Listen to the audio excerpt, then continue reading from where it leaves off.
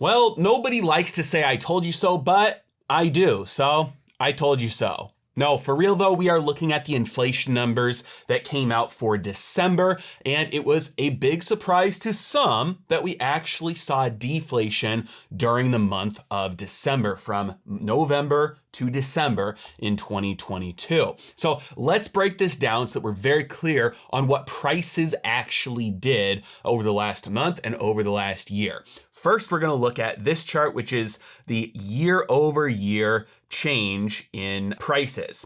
So the year over year change in prices fell to 6.5% in December. Now in November, it was 7.1%. So when we see the inflation number go from 7 to 6.5, what we're looking at there is disinflation. So from November of 21 to November of 22, prices went up by 7.1%.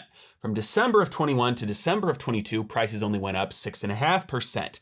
And so since the rate at which prices are going up fell, that's called disinflation. Prices still going up when compared to prices from a year prior, but since they went up at a slower pace, that's called disinflation. Now, this is not the main number that I think should be getting attention here. The main number that I think should be getting attention is the month over month data. So let's take a look at the month over month data. You can see there's a little gray bar here for December of 2022. There are these gray bars here that happened during the first few months of 2020. Those gray bars, each of these bars represent month over month changes in price. So what prices were last month versus what prices are this month. Anything that's not a blue line represents prices falling. All the blue lines represent prices going up. And then there's this, I think this was April of 2022, prices didn't move at all. Maybe that was June. They were just flat. And so what we saw during the month of December, from November to December of 2022, this last year, was a fall in actual prices, not a fall in the inflation rate, actual prices coming down. Now, the other thing that we have to be very clear about here is we're looking at the official numbers. And so this doesn't necessarily mean that your cost of living went down during that month, during the month of December. It might mean that your cost of living went down by more depending on the individual items that you buy. But the basket, the way they measure it, prices went down during the month from November to December. If you've been around the channel for any length of time, you know that for a while now, I've been predicting deflation. I've been predicting that deflation would come to pass at some point early 2023. Now, month over month deflation came sooner than I was expecting. It hit for the month of December. I was expecting it early 2023. Year over year, still not there yet. We're still at 6.5% year over year. And my main prediction, my main call is that year over year, inflation would go down, potentially even tip over into deflation. Now, if we take a look at why, I've shown this many times, it's because of this chart right here, the money supply. The money supply has increased pretty much every single year on average by a steady amount. And then starting in 2020, they started printing trillions of dollars and accelerating the money supply growth. Well, obviously, when you inject that much new money into an economy, prices are going to go up. But that is the mechanism by which prices go up. If there is no more money coming into an economy, then you don't have a mechanism to continue pushing prices up on average. Yes, some prices will still go up, but only if people stop spending on other areas to devote more money to those areas. That means on average, you can't have all boats continue going up if there's no more rise to the water level. So the money supply is what drives this. And we've seen now year over year decline in the money supply. If we take a look at this same chart, but we measure it in terms of its percentage change, this becomes a lot more clear. Ever since, the mid 90s, the change in the money supply growth has fluctuated around this 5% number. And obviously we saw this massive spike when they printed a bunch of money in 2020. And then we saw a massive decline and this money supply growth falling off of a cliff until we zoom in recently. And now this is showing that year over year, for the last few weeks, the money supply has actually been declining year over year.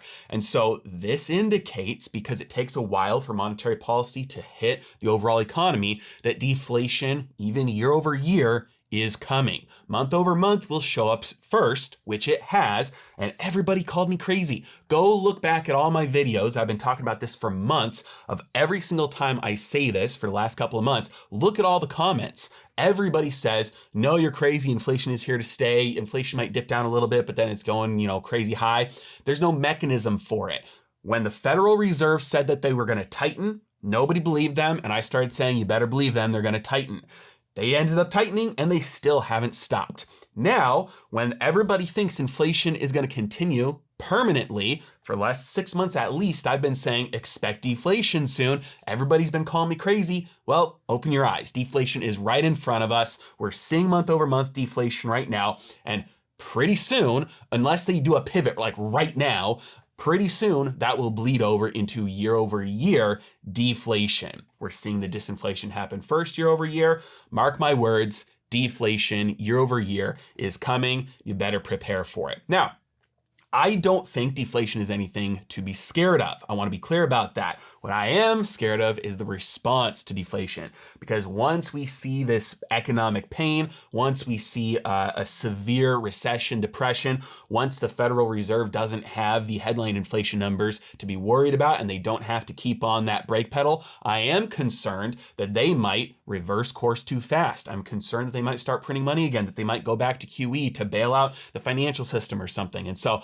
I am concerned about the response to what deflation might bring. If they just stay the heck out of it and stop trying to pull strings on the economy, I think that we would all be much, much, much better off. Yes, things will get hard, but then the things that are supposed to fail will fail, and the things that are not supposed to fail will be strong enough to make it through, will absorb the assets from the incompetent to the competent, from the irresponsible to the responsible, and we'll have a much stronger base for an economy moving forward. That's the way things are supposed to happen. The recession is the cure for the malinvestment, and if you never let that pain roll through the economy and burn out all the dead wood, then all that dead wood builds up, and eventually you get a fire that burns down the entire forest that you can't recover from. So I'm hoping we do not see a Fed pivot. I'm hoping that the Fed doesn't start running victory laps and saying, hey, we achieved this soft landing and now we know we can pull strings on the economy because, pride cometh before the fall. But I think that's baked into the cake already. But as for now, if you are buying things that are falling in price, enjoy the price declines while they're happening. I've said this for a while now. Get out of debt, get out of adjustable rate debt as quickly as possible here. I think that we probably have a huge round of inflation that will come once the Fed responds to whatever economic pain we have as a result of this deflation. But as of right now, I think we do have more deflation and more economic pain to come. So I'll keep you updated, but at least for right now, before the Fed starts running victory laps, I'll start running victory laps and saying I was right, at least about the month over month deflation. And probably soon we'll see year over year as well. As always, thanks so much for watching. Have a great day.